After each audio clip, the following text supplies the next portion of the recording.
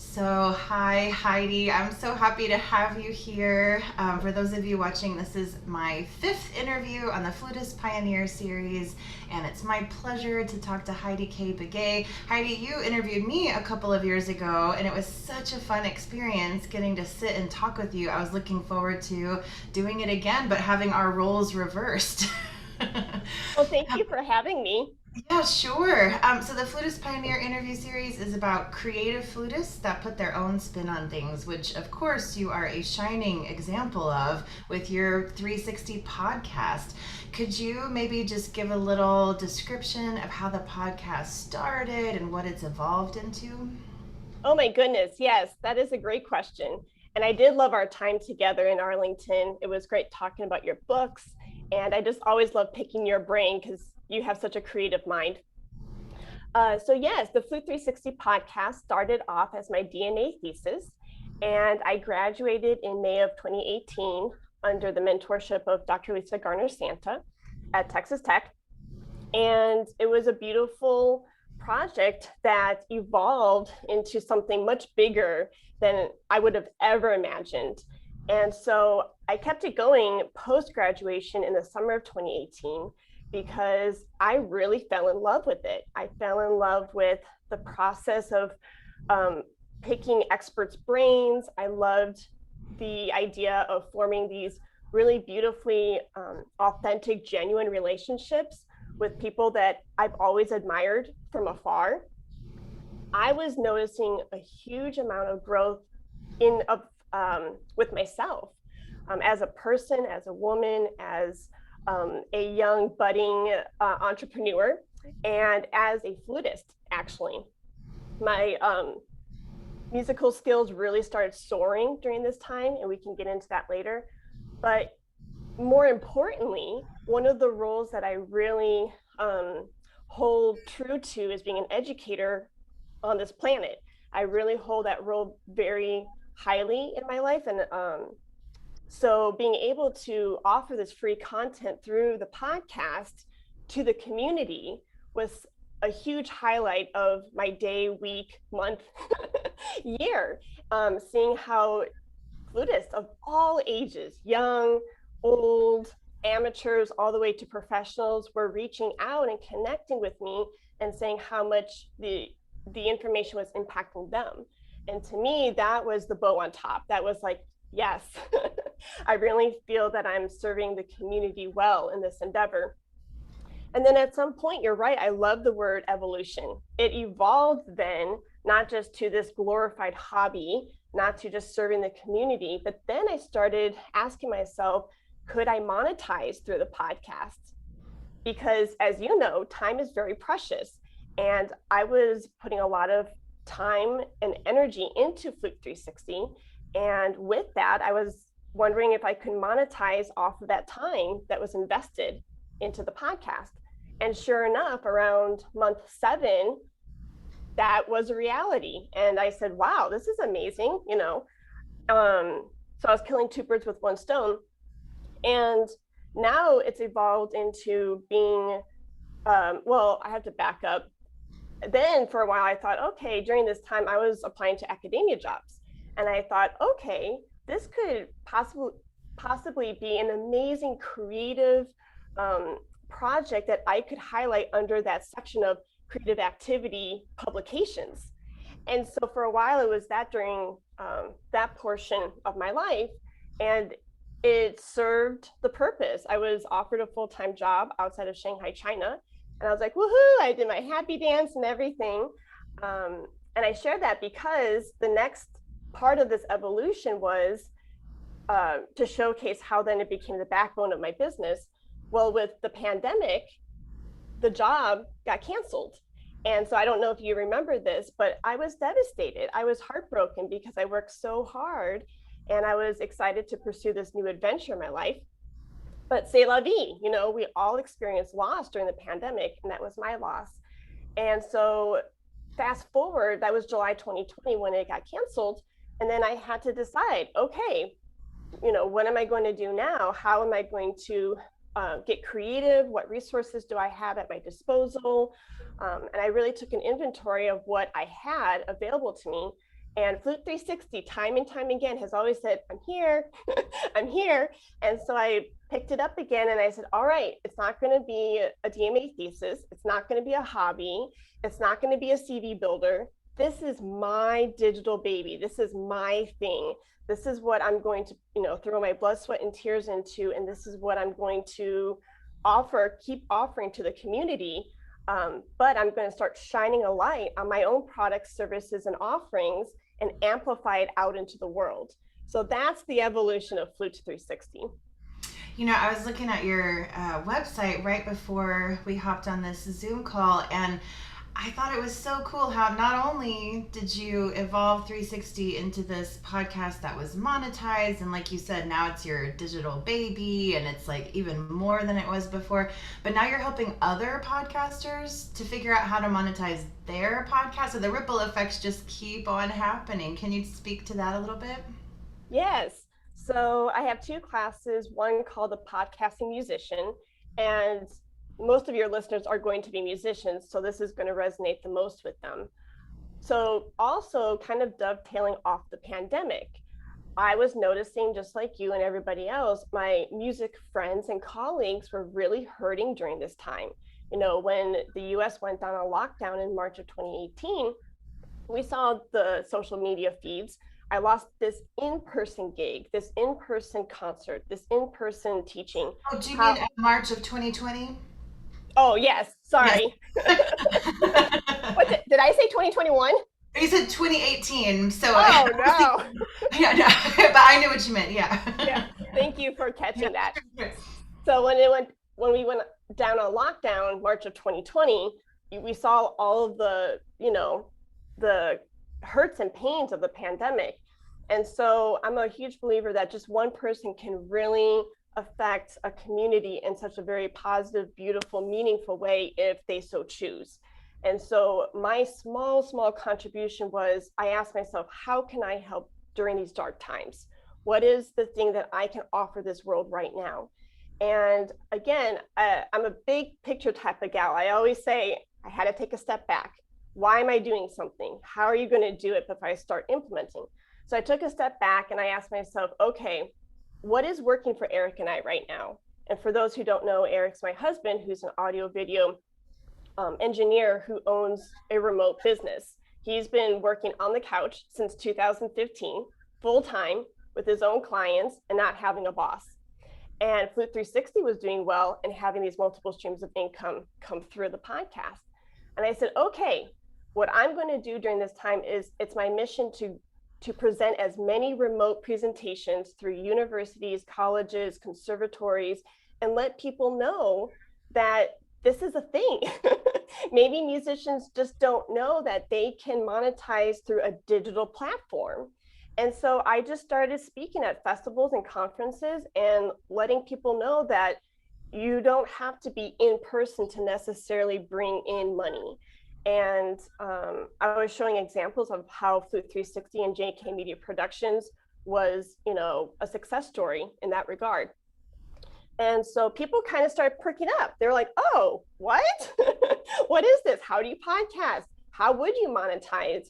And then I thought, okay, in the beginning, I was helping these musicians one by one, like individually coaching them, which was great, but I wanted to help more people at a larger level. And so I created the podcasting musician class. So that way, once every couple months, that way I could bring more people on board and go through the process together. So that's my first class. And then the second class is after they go through the podcasting musician, if they really start scaling the podcast and they want to bring in those different streams of income, the one stream that I've been successful with is corporate sponsorships. And so the second class is generating income through corporate sponsorships. And that in of itself is self-explanatory. But yeah, those are my two remote classes where I've been helping podcasters and musicians alike. Well, I think it's just amazing the positive effects you're having, not just on the flute community, I'm sure. I'm sure there's other musicians that attend your classes and are benefiting. And one thing you and I have in common is what you just described, that feeling of like wanting to help on a larger level.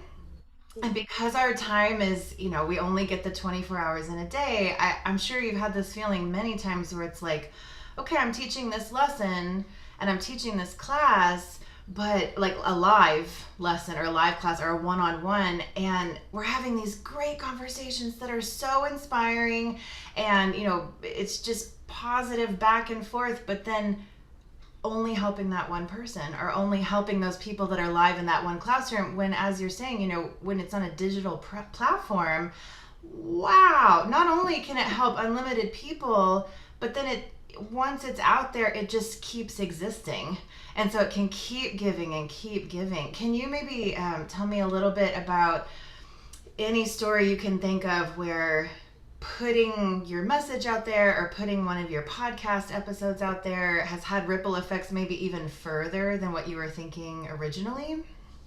Oh my goodness, that is a great question. So the first story that comes to mind is going back to Texas Tech. One of my peers going through the DMA together was Sam Hood. And so he became a dear friend of mine. We started the program together and ended together. And his DMA thesis was all about body mapping. And so his DMA thesis is MAP. I'm not quite sure what the acronyms represent right now because it's been a while. But the day before graduation, I had him come over to my Lubbock apartment and we sat down and we went through his thesis so that way he could relay the information. And so I believe he's episode 10. And that was May of 2018, 3 years ago. And the ripple effect, fast forward, I was doing a presentation at Texas Women's University in Denton, Texas. And the great flute studio there, under the mentorship of Pam, they started really getting excited about 360 and everything. And they said, oh, we're going to subscribe and check it out. I said, oh, thank you. And then I moved on to, to the next school and kept in touch. And then those flutists, a couple months later, they tagged me in a picture on social media and they said, oh my goodness, we came across episode 10 with Dr. Sam Hood, and he's talking about rhythm and counting and feeling the music through your body through balloons and scarves. And it seemed like so much fun. So we decided to take his practice method and actually implement it in a master class. So they had all these beautiful pictures of balloons and scarves and hula hoops and skipping and jumping through TWU because of an episode that Sam produced with me through Flute 360. So that right there really lit up my face, thinking, wow, that's the power of information. That's the power of what we do as educators, and how cool is it that we can impact musicians on a regional, national, and international level. I mean, really. So that's one story that I would like to share.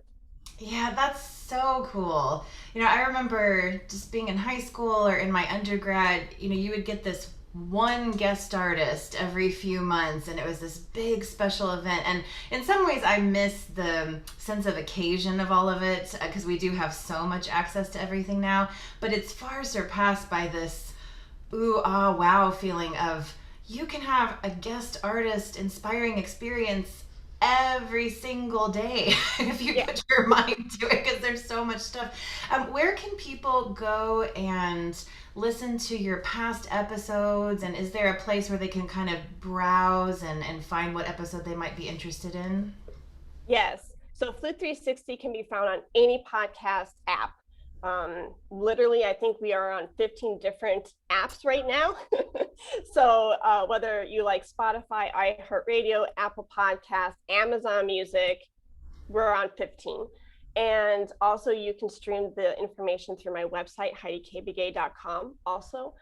And what I like to do, and something that I'm super proud of, is I give a lot of show notes, and there's most of them, not all of them, the majority of them have timestamps.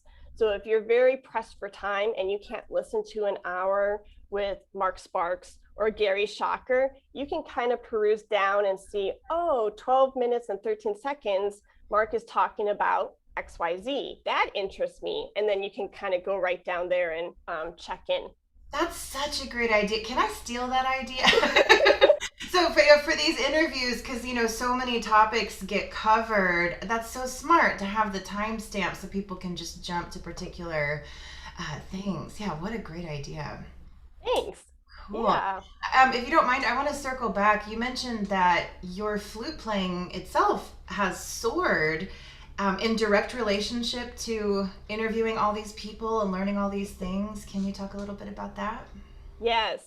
So not just only the information that's been going through my earbuds week after week. I mean, hearing Gary Shocker say, oh, the flute voice to him, it should float, and hearing that, right? And then the people who know Gary, and any person, we all have such a unique way of describing something.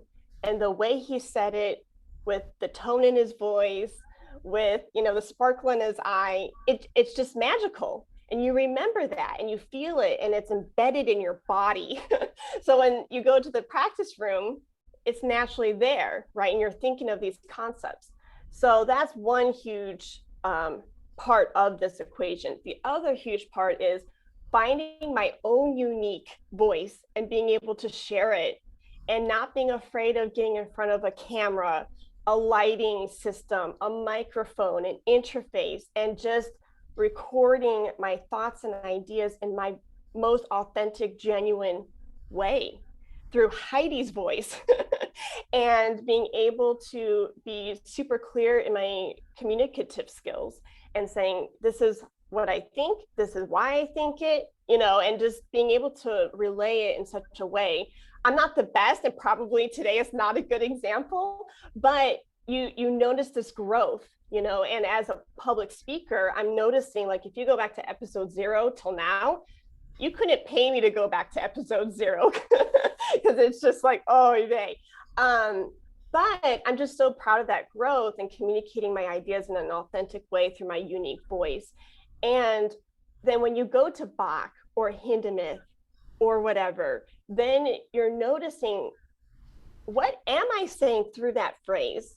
Am I just saying something just because it's there? Or am I just reading off the black and white text because that's what the page says? Or am I authentically really bringing out, my musical ideas, the color, the character? Am I saying it just to say it, or am I saying it with a purpose and intention, with conviction? So it just really has transformed my playing in that regard. Yeah. Oh, you're embodying some of my favorite things. One of which is everything is related.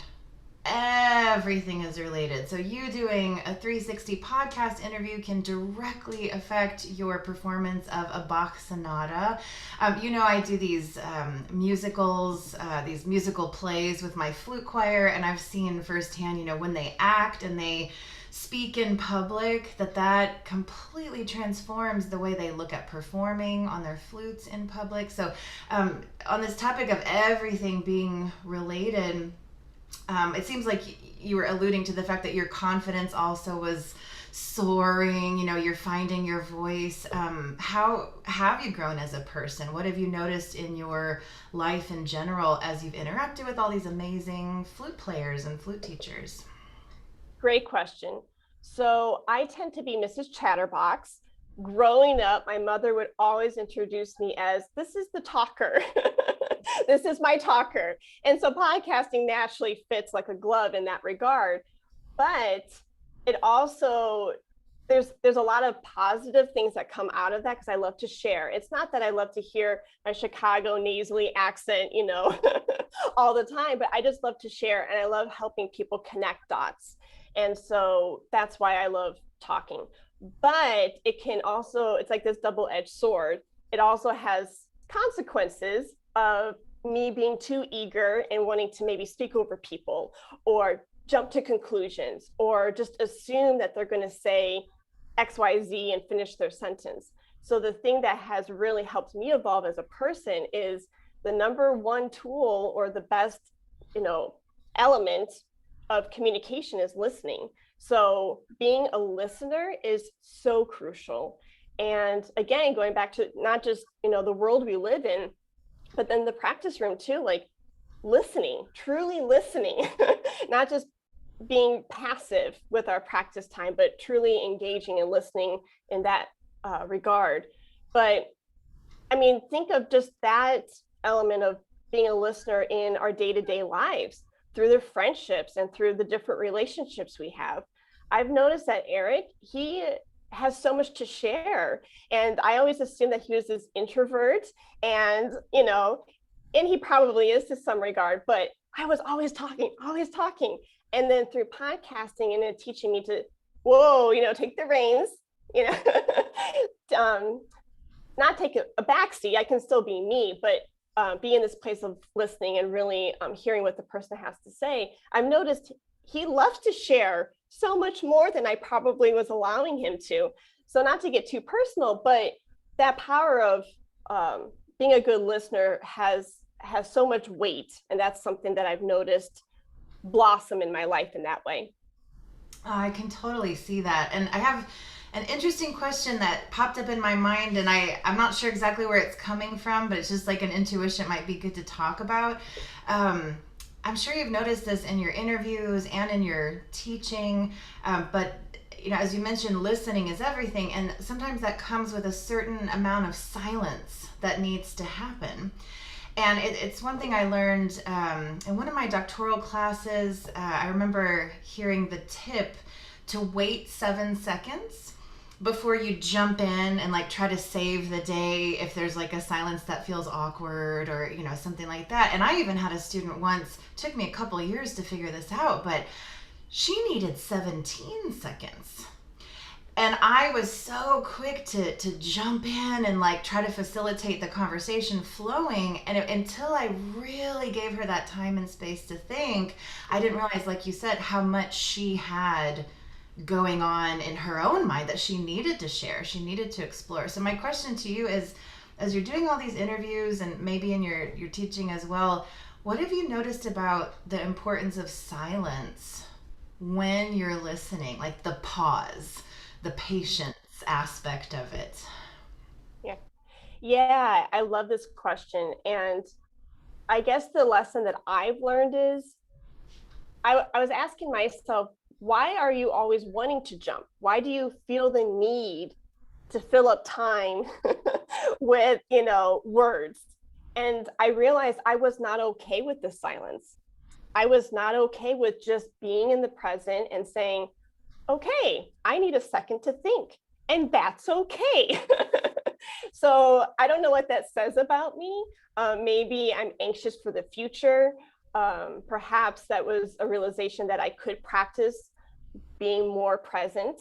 But yeah, I really didn't answer your question, but what I want to say is just noticing to breathe, it is okay.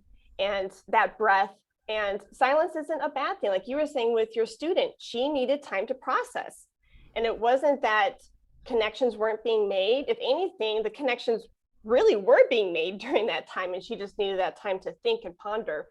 But yeah, even with, and this is related but not related, even with, noticing, jumping into these different roles as being a marketer, right, and selling my classes, and you're on a discovery call with somebody, and that your product, services, and offerings could help them level up, right? And then you get to know them, and then you say, I have a PDF for you. What do you think? There's going to be some silence there because the person is thinking, do I want to buy, X item? So I say that because in the early stages of learning how to market and be not a salesperson, but an enroller and helping people level up, I was noticing that I wasn't okay with that silence either. But somebody kind of coached me and said, that silence is good. It's fine. So my point in all of this is that silence will come up in different arenas in your life, whether you're teaching on a one-on-one lesson or podcasting or being a marketer and enrolling somebody in your product, services, and offerings. And it's powerful. Sometimes silence, like Mozart, right? I don't know the exact quote, but bringing it back to music, like sometimes the silence is just as powerful, if not even more powerful than the notes themselves. So that was a long-winded answer. I apologize, but Oh no, I mean I love going down rabbit holes and exploring tangents because that's where the cool stuff really comes out, right? I mean, you know that from all the amazing podcast episodes that you've aired so far. Yeah, I had this music history professor once, and I can't remember who she was quoting, but she said it very elegantly in the class that music itself is a temporal art and its framework is silence. So you reminded me of that, bringing up Mozart and the silence being really powerful. Mm-hmm. Yeah. You're embodying so many different roles: flutist, teacher, podcast interviewer, entrepreneur, helping other people to follow in those footsteps. How do you handle the different roles and the different sides of yourself that maybe have to come into balance in a certain way, or maybe you have to focus on one role one day, a different role the next day? Do you have thoughts on this? Yes, actually, you hit the nail right on the head, because as I was navigating these different roles, I got lost in them. And again, like, I'm a big picture type of gal. I really had to take a step back and say, wait a second, what am I doing? Why am I doing it? Because you can get so lost in the details. Email this, quick hop on a call here. And you're like, wait, who am I? What is my mission? I mean, that sounds crazy, but you can really get lost in the details. And so for me, I had to write out a why statement. And so my why statement is something that I refer to, or I try to refer to every day. And my why statement is, I genuinely, whether you're a professional or a student in the music world or the podcasting world, I want to help the person level up to reach those goals and ambitions that they have, so that way they can have a life that they love. And if those different roles don't fit into my why statement, then I kind of have to start not deleting them, but just dismissing them, so that way I can refocus on what is important. And so in my office, I have two whiteboards, and the one whiteboard I have a triangle, and everything I do aligns with my why statement. So the base of, the triangle all the way to the tip top are my priorities. And again, if I'm putting things down that don't align with my why statement, then it needs to probably be erased. So like you said, all of us, we all wear these different hats. And so for me, I'm a wife, I'm a daughter, I'm a sister, I'm a teacher, I'm a coach, I'm a course creator, a marketer. So it can get kind of crazy. So for me, I have to remind myself of what my priorities are. And my priorities are, my walk in my faith, my health, as I need to take care of me, my relationship with Eric, my family, and then my business and fun hobby things and extracurricular activities. So if you notice what I just said, my business was kind of there in that mid.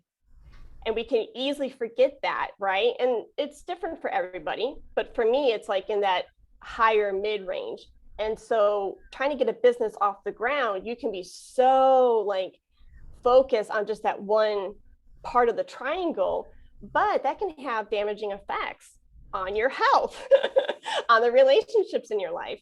So having that triangle, because I'm such a visual person, which I know you are too, having that triangle just grounds me and says, okay, what are your priorities? And I try to then, here's a little nugget for everybody. What works well for me is then once you've laid out those priorities, then your resources should align with those priorities. So time and money, where are your time and money going? And so if you take an inventory of your day and you process where your time is going, and they're not being plugged into, priority 1, 2, 3, 4, then perhaps that's where there's disharmony in your life. Mm-hmm. And so I try to budget according to my priorities. I try to budget my time according to my priorities, and that really serves me well. Yeah, it's so powerful connecting to your reason why, because that's at the heart of everything, and then that triangle kind of fleshes it out in, you know, the proportions that make sense to you. That feels really related to something I talk to my students about all the time. I'm thinking of a particular student who got up in front of the class. We have socially distanced these days, half live, half on the Zoom screen. But she played a scale, and it was a hot mess. And I know in that moment, she was totally forgetting her reason why. And I encouraged her to remember who she was. You know, she was the student that made us all cry with her Seuss romance last semester. And that person that she is needs to be present when she plays a simple scale. So with you taking your reason why into everything you do, I know that's flavoring every 360 episode, a Flute 360 episode. And it's, you know, I experienced it firsthand when you interviewed me. Your passion for the project makes the person you're interviewing feel comfortable, and it brings out really, really good stuff in them. Do you have some favorite episodes, some favorite moments that pop into your mind where there just was a good synergy in the conversation and inspiration, good stuff happening? Sure, that's a great question, and it's hard to choose because I have spoke with over 150 people. And and so I'm really proud of that because these people now just aren't, you know, these guest artists, but truly authentically, I call them my friends. And I want to say I'm so thankful for each and every one of them for offering their time, talents, and expertise in such a genuine way. And if anyone's listening to this and you think, oh, I want to pick Gary Schocker's brain, or I want to pick somebody's brain, who am I to ask them, right? You would be blown away by people's generosity. Every time I picked up a call and said, hey, would you like to do this? Yes, you know, times a million. I've only received 2 no's in the 3 years, and that's only because their concert schedule was blown up. So that's just a little nugget that I want to throw out there, that I'm so grateful for these amazing relationships. But some synergy moments, I loved Ho-Fan Lee's interview from episode 41. He's the inventor of the flute thumbport. And I, you know, maybe it's a flutist thing or maybe it's a Heidi thing, but, you know, I asked him, well, didn't that take years to create? And wasn't it so grueling? And he goes, Heidi, I woke up, I thought of the plan, I sketched it out in 15 minutes, and then I sent it off to the factory. I'm like, oh. And so that moment was beautiful for me because I realized that sometimes we overcomplicate things. Maybe it could just be as simple as a simple sketch. And then his just sweet presence and how amazing that flow was. I really loved episode 41. I loved my episode with Gary Schocker because that was in the early days when I was trying to nitpick every little detail of an episode. Have the whole room quiet, you know, studio production, you know, and trying to really cross all my T's and dot all my I's. And then in that episode, I learned to let certain things go in the sense that he had this huge grandfather clock chiming in the background. And so old Heidi was like, oh my gosh, how am I going to take that out? But now new Heidi was like, oh, how neat. You get to hear Gary Schocker's grandfather clock chiming as he's talking about who knows what. You can't get that in a journal article or a magazine article, you know, and that's the life. And I think that's why people, maybe musicians, are drawn to podcasts because it's an oral form and you get to capture those very unique, beautiful moments. Yeah, and then piggybacking off of that, just any moment that I've had with a guest where their life creeps in naturally to the call. So like Viviana's dogs barking in the background, or Jennifer Gunn saying, hey, I might have to take a 2-minute break because the AT&T guy is going to be coming by. You know, and it just reminds me of those human moments like, oh, Jennifer Gunn is the piccolist of the Chicago Symphony Orchestra. Oh my goodness. But she's a real person opening the door to the AT&T guy, right? So I love those moments too. And yeah, I could literally go on and on about beautiful moments like that, because I think seriously, without being cheesy over here, I really believe in every episode there was like at least one, if not two, three, four, five moments where I just went, oh my goodness. Like, I think in every episode I say at least one time that gave me goosebumps. So that just shows you how much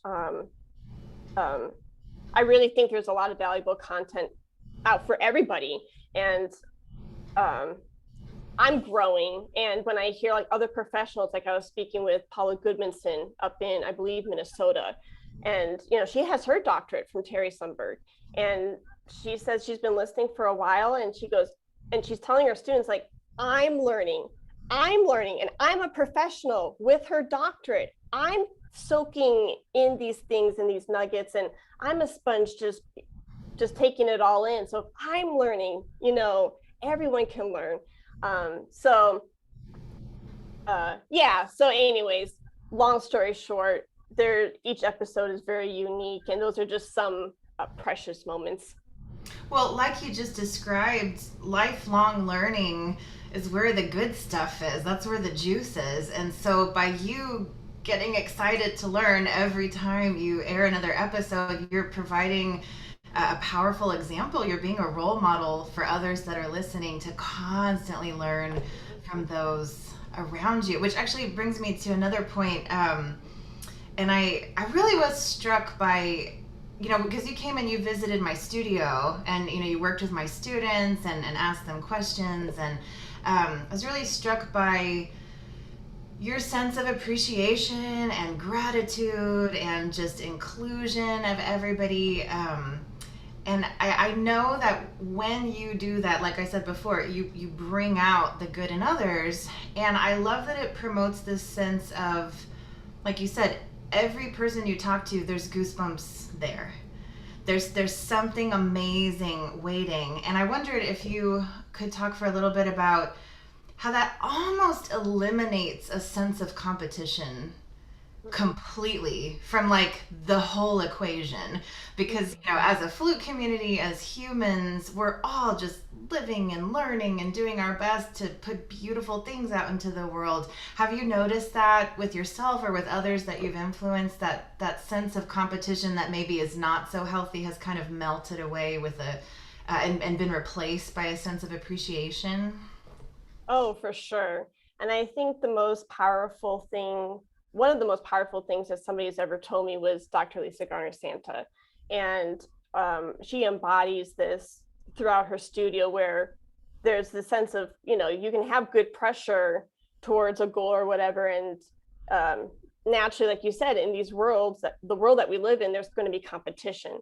But what she said to me one time really had me take a step back and realize, like, oh, wow, you know, it may be kind of alluding what you're saying with this competition kind of melting away. We all have a very unique skill set. Each of us is not like the other. We're not. And thank God for that, because this world would be very boring if we had, you know, a million of Jane or a million of Joe. And so thank goodness that we're all very uniquely designed with these beautiful different skill sets. And going back to what she said was showcasing how we are all unique. So if you look at the population, and she said, well, since you identify as female, you know, we have male and female, and you take that and you look at all the flutists, right? And then you say, okay, now you've cut it down into half. So you're a female flutist. Okay, there are still thousands of female flutists out there. There's a lot, we all know this. And from that pile, then you go to the next step of realizing, oh, you're married. Okay, that could probably split it in half, let's just say. And then from that pile, you have a terminal degree. All right, now the pile is getting a little smaller. Well, there's still a lot of female married flutists with terminal degrees. And then from there, what else is unique about you? Oh, you own an audio video production company. All right, now we have maybe a couple handful, right? And then what else? Oh, you're a podcast host. Now there's one. instead of, competing against the thousands. And so with that in mind, I encourage everyone to do the same for their lives and notice, what makes you unique, where you are that, one unique thumbprint. And then celebrate it, really seriously, because for a while, especially, and I don't know if you felt this way, and I don't want to put words in your mouth or speak for your story, but for me, especially going through a terminal degree and you go through auditions and things like that, you're always comparing yourself to others, and it's really hard sometimes to remember that. But then when you celebrate how unique you are, then that confidence comes through. Then you're like, oh, I am one of a kind. Let me celebrate that. Let me showcase it in my most authentic, genuine way that I can. Because guess what? Emmanuel Pahud isn't Heidi, and I'm not Emmanuel Pahud. And, and so just realizing that Jane or Joe can't be me gives me a lot of confidence to do what I do best. I was looking at something that you reminded me of so strongly. I'm a big Dr. Seuss fan. I love Dr. Seuss. I feel like the whole world would be a better place if we all rhymed as we went. But there's a quote: "Today you are you, that is truer than true. There is no one alive who is youer than you." And just what you were describing, that Dr. Lisa Gardner-Santa told you, and then what you're talking about in terms of your own voice, it's just a shining example of that concept. Yeah, and I have experienced that for sure. I feel like there was a before and an after. Before, when I thought it was all about being good enough and then never feeling good enough, it was exhausting, toxic. Thank goodness for beautiful music kind of lighting the path, but so many things were wearing me down. And then the after, when I really started, like you, I started thinking like, my thoughts matter.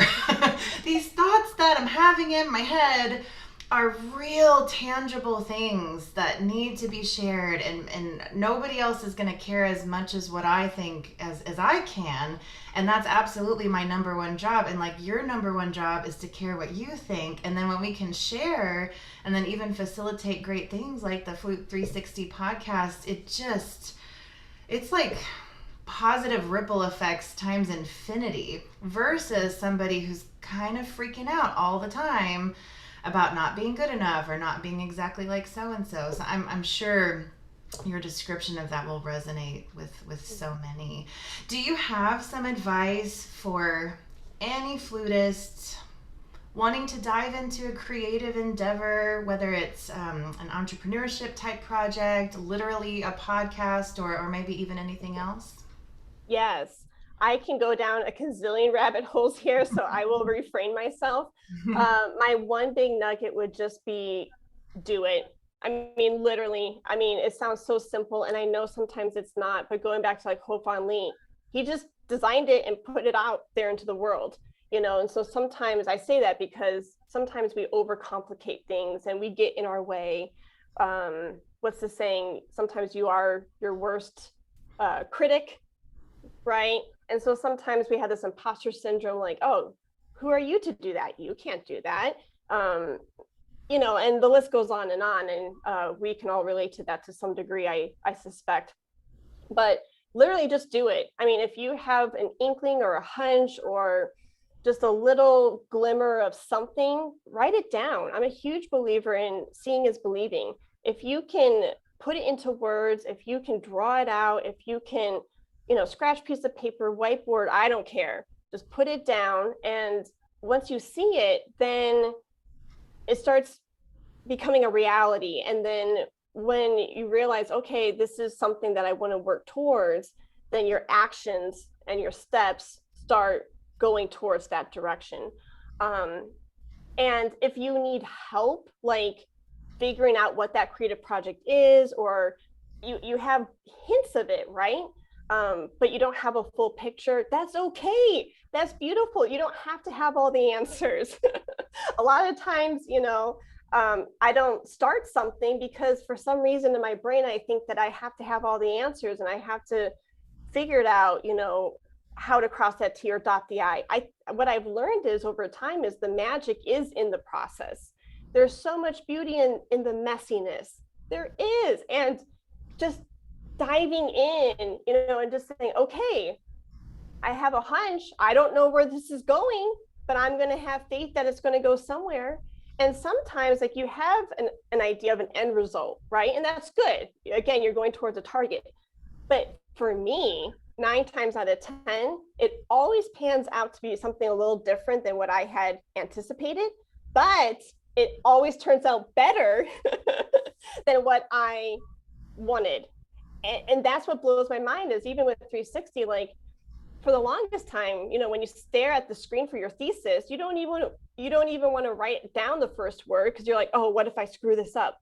And then you procrastinate, and then your committee is like, where's your proposal? Right?